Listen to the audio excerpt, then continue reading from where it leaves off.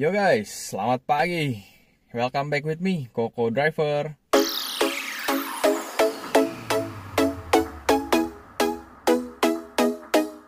Happy Saturday guys, happy weekend. Selamat pagi. Hari ini gue sedang berada di daerah Permata Hijau lagi. Dan gue mau mencoba on-beat dengan mobil baru di daerah sini ya. Mari kita lihat hari ini gacor apa anyap nih. Nah, gue berada di Permata Hijau karena lagi nganterin tim home service poles dan coating mobil ya. Sebelum on-beat gue mau kasih lihat kalian kondisi before si mobilnya yang dikerjakan karena ini kondisinya cukup extraordinary ya. Yuk kita lihat bareng-bareng. Ini guys, mobil yang lagi mau kita kerjakan hari ini. Gue cuman mau kasih lihat ke kalian sekilas aja ya. Kalau kondisinya itu lumayan parah. Kalian bisa lihat full satu panel cup ini tertutup sama jamur ya.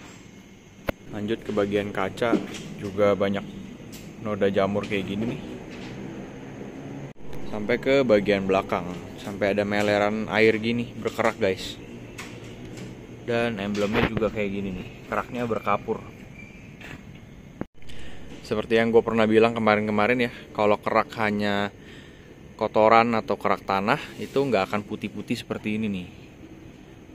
Kalau ini keraknya adalah kerak kapur, dimana air yang kalian pakai untuk cuci itu ada kandungan mineralnya atau kapurnya. Makanya kalau nggak dikeringkan secara sempurna akan jadi seperti ini nih, putih-putih. Dan kalian bisa pegang dan rasakan beda banget nih. Tuh. Ini bener-bener kayak ada kapurnya nih, nempel di cat body. Sampai ke velg. Contoh lainnya ya, cara bedainnya cukup gampang kerak tanah sama kerak kapur. Kalian bisa lihat, ini noda air yang nggak dikeringinnya itu atau bercak airnya itu putih-putih semua guys. Kalau kerak kotoran atau kerak tanah biasanya itu agak kecoklatan. Dan kalau dipegang gini, kalau kerak tanah itu akan nggak berasa ya, kayak misalkan tanah liat kita pegang gitu loh. Kalau ini kan ini berasa nih tuh. Sampai ke bawah sini. Ini bisa sampai mesti dikorek ini, bukan pakai obat lagi.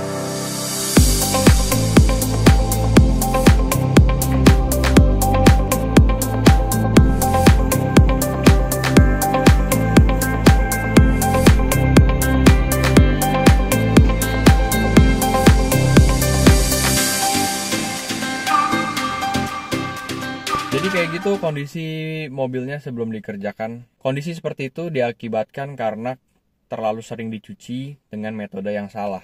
Mobilnya itu diguyur dengan air doang, diguyur satu body full, baru nanti dikeringin satu persatu panelnya dengan kanebo. Karena ownernya ini pakai jasa pengemudi, jadi si pak supirnya ini cucinya dengan metode seperti itu.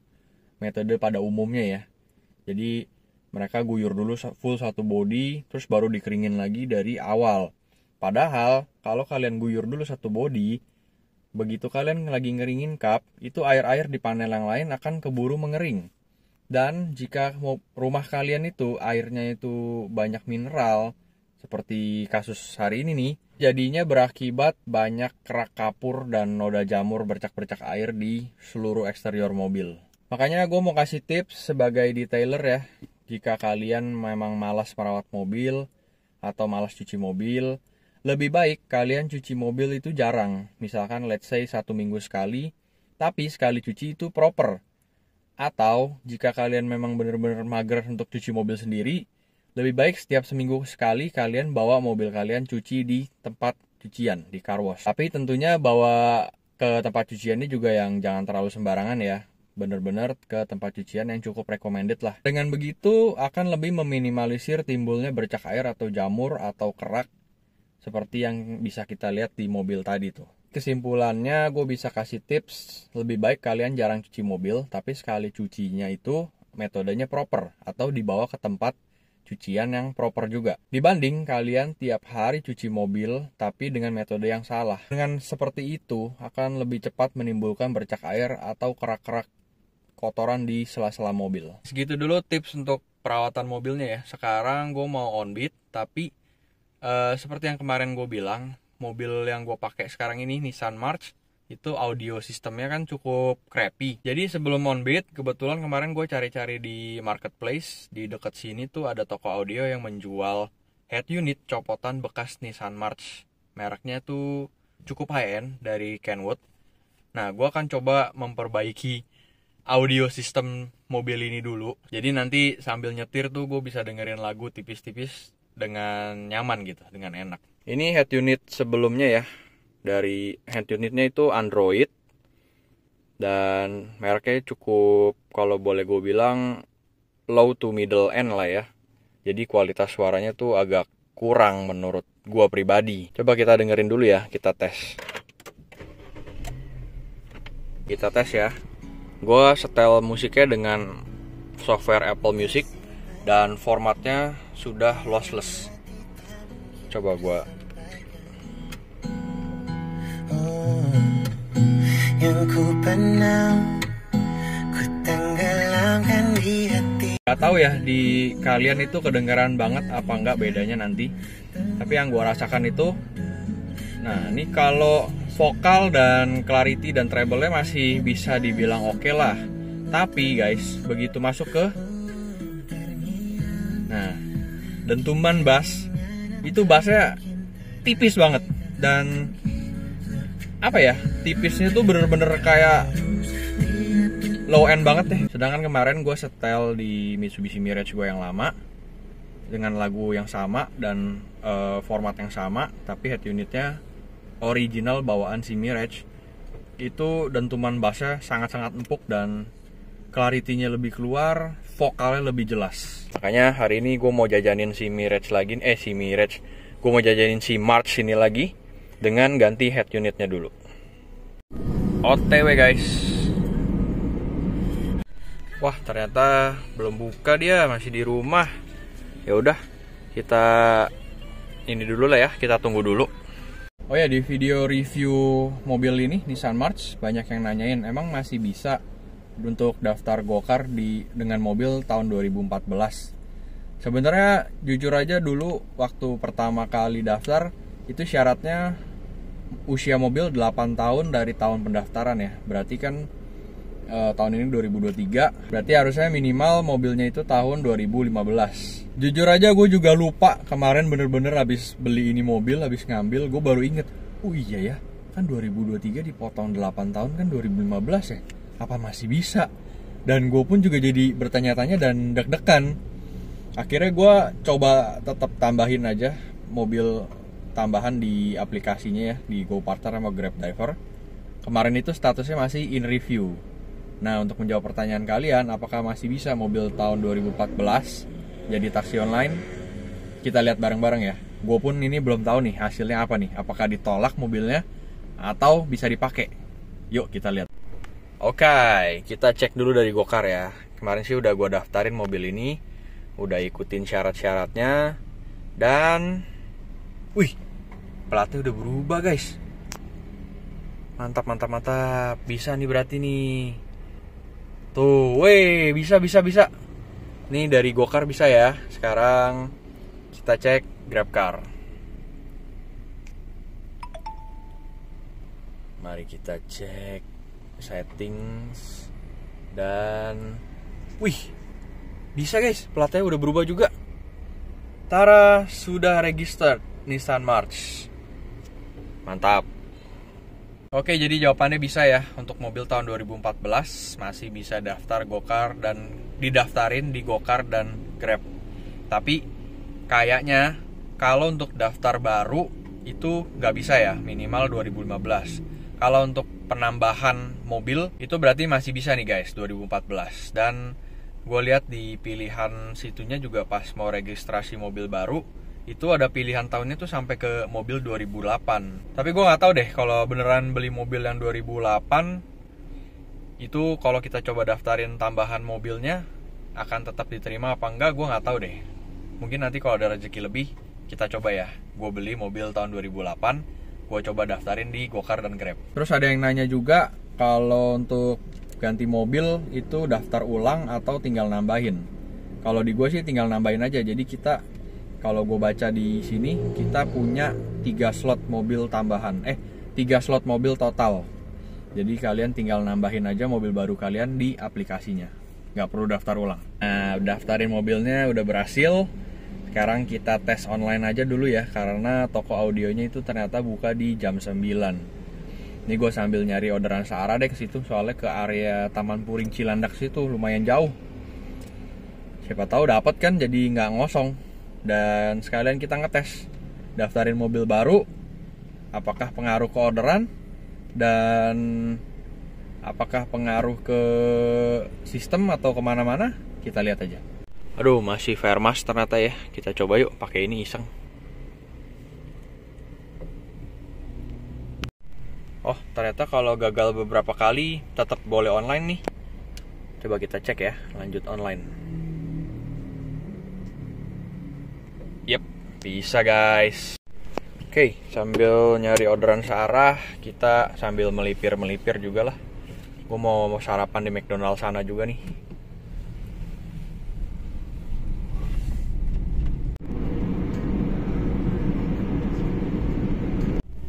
Masih di jalan nih toko audionya.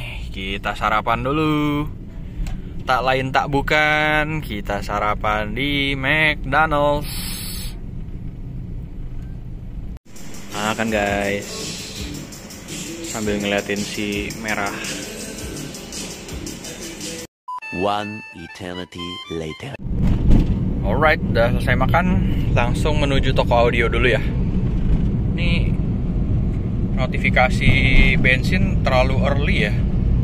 Masih 57 kilo udah keluar ini indikator bensinnya. Anjir, salah lokasi guys. Gue ketik di Google Maps, dilempar ke sini. Ternyata adanya di sini. Pantesan kok gue masuknya ke gang-gang kecil banget. Udah res banget nih bensin. Pas banget ada Shell di depan. Jadi ya udah, kita isi dulu. Sekalian gue mau ngasih tips cara hitung konsumsi BBM mobil kalian secara akurat ya. Oke, kita isi bensin dulu. Buat yang nanya gue isi bensinnya apa, sekarang gue isinya Shell Super 330, masih berjalan. Bensin udah full. Tadi gue menghabiskan 444.035 liter bensin. Sekarang gue mau info ke kalian tips menghitung konsumsi BBM ya.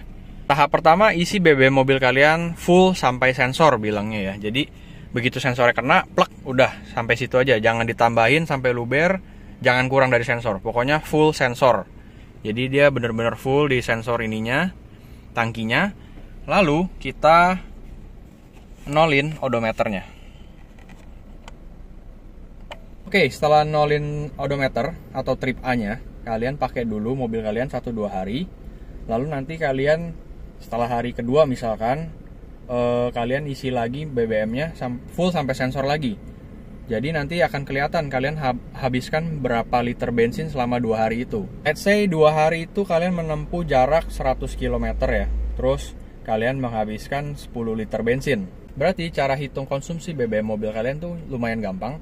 Kalian tinggal bagi total trip A-nya berapa, dibagi dengan jumlah bensin yang kalian isi di hari kedua itu. Misalkan trip A-nya 100 kilo, lalu di hari kedua kalian isi bensin itu full sampai sensor itu 10 liter. Jadi kalian tinggal bagi aja trip A 100 kilo dibagi 10. Berarti konsumsi BBM mobil kalian 1:10. Karena banyak juga yang nanya berapa konsumsi BBM March yang 15 ini. Apakah lebih boros dari yang 12? Apakah dapat 1:12? Apakah sama dengan city car lain? Mari kita coba hitung ya. Hari ini sengaja gue fullin sampai sensor. Nanti mungkin entar malam atau besok akan gue isi lagi full sampai sensor. Nanti gue akan info ke kalian berapa konsumsi BBM-nya. Sekarang gue mau on the way dulu ke toko audio. Jadi telat banget ya, udah hampir jam 10 belum nyampe juga. Tadi orangnya bilang tinggal search aja DIN Audio di Google Maps. Lalu begitu gue pencet, nah gue kan percaya aja dong, munculnya di sini guys. Oke, Gandaria. Ternyata tidak di sini. Adanya di daerah sini nih, deket Gandaria sini, Gandaria City. Nih ya, kita lihat berapa jauh ininya, mistnya. Ini live locationnya si bapaknya nih. Dari sini pindah ke sini, Pakubuwono. Jauh banget kan? Jadi ngapain gue jauh-jauh ke sini? Ujung-ujungnya ternyata deket banget sama tempat gue kerja home service tadi. Ya udahlah, mau nggak mau, udah terlanjur. Kita jalan dulu ke toko audio. Wah guys, sebelumnya mohon maaf ya. Sepertinya hari ini nggak keburu vlog on beat karena gue bener-bener udah wasting time berapa jam nih. Tadi ke tempat yang ke titik yang salah itu aja gue udah 1 jam. Berarti sekarang gue balik ke sana makan waktu setengah jam lagi. Ini udah jam 9.45. Mungkin gue nyampe sana bisa 10.20. Pemasangan audio mungkin 2 jam ya. Udah jam 12 siang. Kayaknya gak keburu deh nih on beat. Akhirnya kita sampai.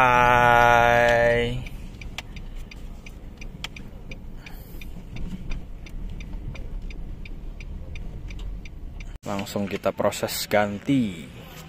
Ini dia head unit yang mau gue ganti guys, dari Kenwood. Langsung diproses karena sebelumnya head unit bawaan diganti ke Android. Jadi sekarang harus kupas-kupas kabel lagi nih buat masukin si Kenwood. Dan soket ininya ternyata ke head unit nggak ada nih, harus gue beli lagi. Nyari-nyari di marketplace lokal nggak ada kabel kayak gini, jadi gue harus import sendiri. Untung harganya nggak terlalu mahal. Ini dia, udah gue order. Totalnya 4,9 US dollar sama shipping ke Indonesia. Yes, sudah terpasang guys Kenwood sekarang. Tadi udah dites, suaranya juga jauh lebih padat, lebih enak didengar. Thanks to Mas Murni ya? Ya, Mukni. Oh, Mukni. Ya. Kalau kalian mau pasang audio yang murah meriah tapi mantep, bisa kesini aja di Taman Puring ya Mas ya? Iya, siap. Nah guys, bagi yang tertarik pasang-pasang audio second tapi lumayan rapi, bisa langsung ke Mas Mukni aja nih, atau ke Pak Maksi ya, di Taman Puring, daerah Gandaria, dekat Blok M lah. Wih, bisa pasang CD. Mantap. Yuk kita tes Bluetooth lagi. Formatnya lossless.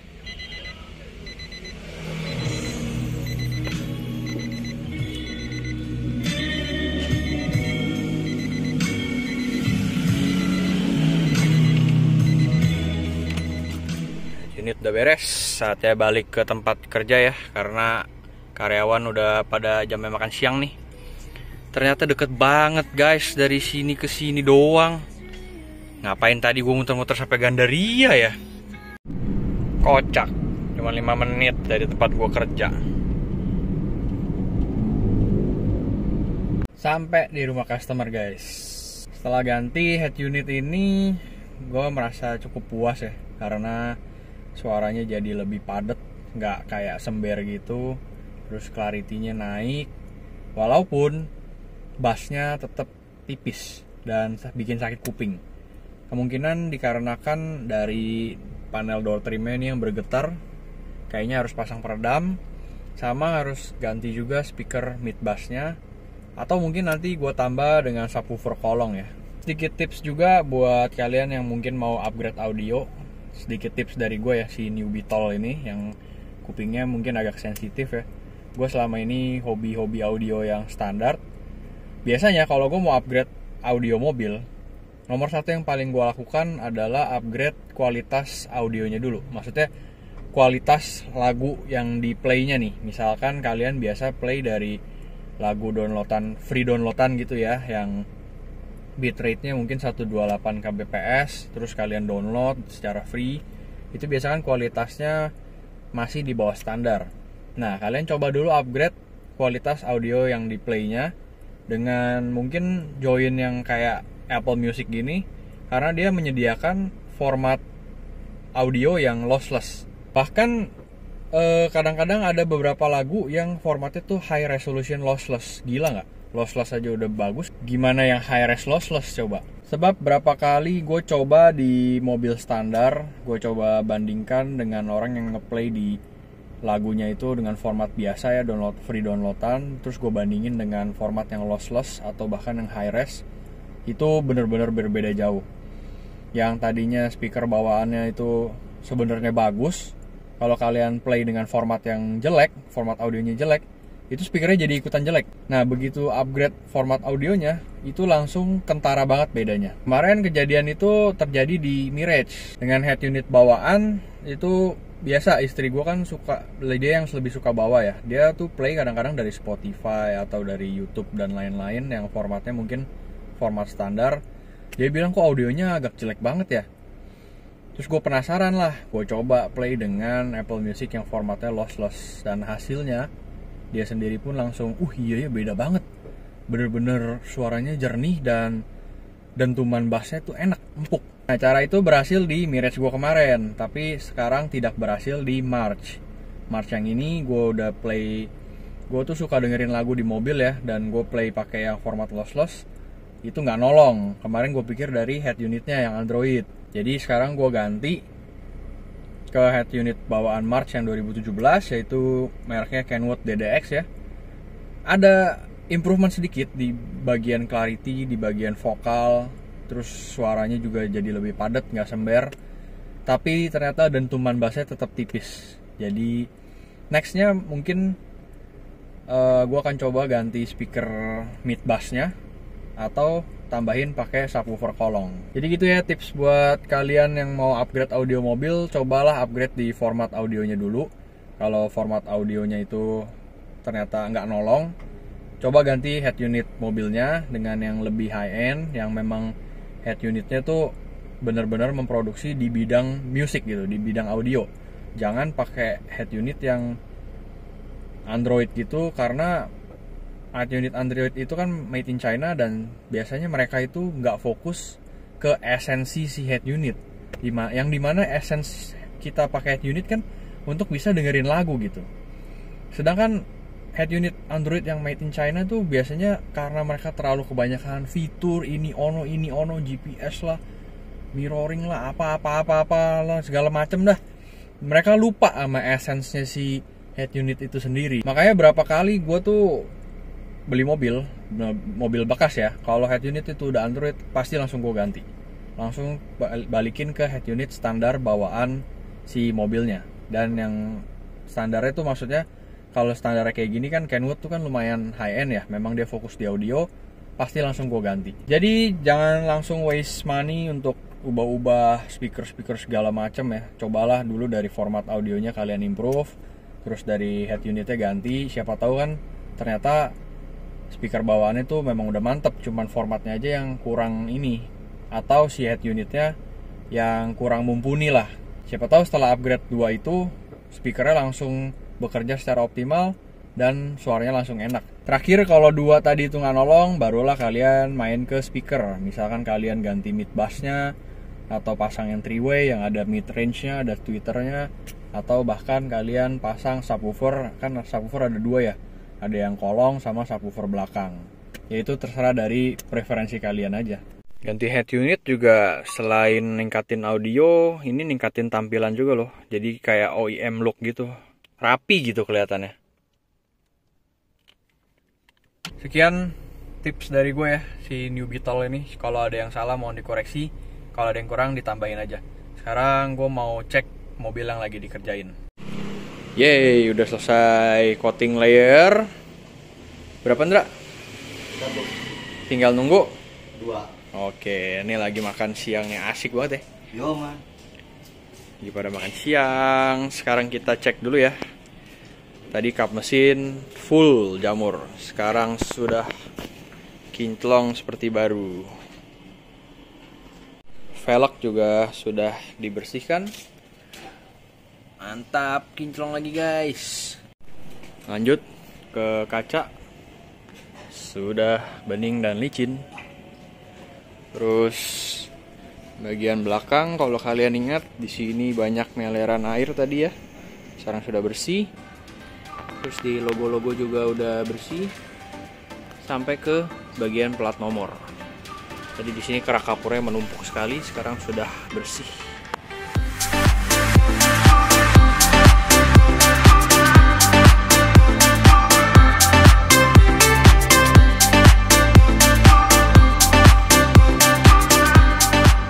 Alright, jadi segitu vlog untuk hari ini ya. Karena tadi nggak sempat on beat, videonya akan kita lanjut besok.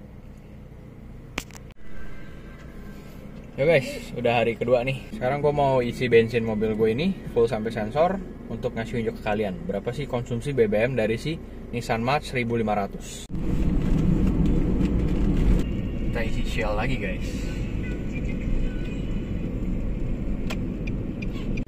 Isi dulu. Sudah isi full sensor, menghabiskan 104.000, 8,29 liter bensin. Sedangkan gue dari kemarin itu total tripnya 68,2. Berarti dari total trip kita bagi aja liter bensin ini nih yang kita isi 8,29. 8,29. Buset, mobil ini 1:8 guys. Oh my god. Tapi kalau di MID-nya sih 1:10. Segitu ya konsumsi BBM si Nissan March 1500 ini, 1:8. Mungkin karena kemarin itu gue ada beberapa kali ngetem di mobil, mobilnya nyala terus tuh sampai mungkin setengah jam kali ya. Terus kemarin perjalanan pulang itu kena macet, stop and go. Jadi konsumsi BBM-nya lumayan parah. Soalnya kalau lihat dari MID, dia nggak bacanya 1:10. Dan kemarin itu sempat gue hitung juga sekali, itu konsumsi BBM-nya dapat 1:11 sekian lah. Jadi mungkin tadi itu 1:8 agak boros karena gue kebanyakan ngetem di mobil sambil nyalain ya. AC juga jalan, terus kena macet juga. Dan masih banyak faktor lain lah. Ada kemungkinan juga mungkin sensornya itu berbeda hari ini. Jadi mungkin si mas yang ngisi BBM-nya itu nyolokin si nozzle bensinnya agak terlalu dalam atau agak terlalu luar. Itu juga mungkin bisa berbeda nantinya. Tapi beberapa kali gue hitung dengan metode seperti tadi ya, isi full sensor, terus dipakai, besoknya isi full sensor lagi, dihitung dari trip A dibagi total literannya, itu cukup akurat. Kemarin gue hitung di Mirage untuk dalam kota itu bisa dapat 1:11, 1:12. Kalau untuk keluar kota lewat tol ya itu bisa 1:16, 1:17. Sama menyambung tips untuk merawat mobil ya. Buat rekan-rekan driver online atau yang nonton ya yang punya mobil, kalau mobil kalian itu kotornya kotor ringan sampai sedang, dibanding kalian guyur air terus dilap pakai kanebo, kalian bisa ikutin metode gue. Gue pakai kain microfiber seperti ini, pakai dua ya. Jadi satu tuh kainnya dibasahin, satu kering. Jadi yang basah itu untuk lap kotorannya. Setelah itu kalian keringin dengan microfiber yang kedua yang kering. Tapi dengan metode seperti ini mungkin kalian butuh sekitar 8-10 kain ya per mobil. Karena kan setiap kainnya sudah agak kotor, kalian ganti supaya pasir-pasir yang nempel di microfibernya ini nggak balik ngegosokin di bodi mobil. Nanti akan mengakibatkan bodi mobil kalian tuh catnya agak kusam dan banyak goresan halus. Segitu dulu videonya ya, nggak jadi digabungin vlog on beat karena ini udah kepanjangan banget. Gue ngitung durasinya bisa sampai 30 menit kali. So video ini gue khususkan untuk sharing-sharing aja ya ilmu yang gue tahu. Kalau ada yang salah mohon dikoreksi, kalau ada yang kurang mohon ditambahkan. Semoga bisa membantu buat yang nonton ya. Gue pamit dulu, I'll see you in the next video. Bye.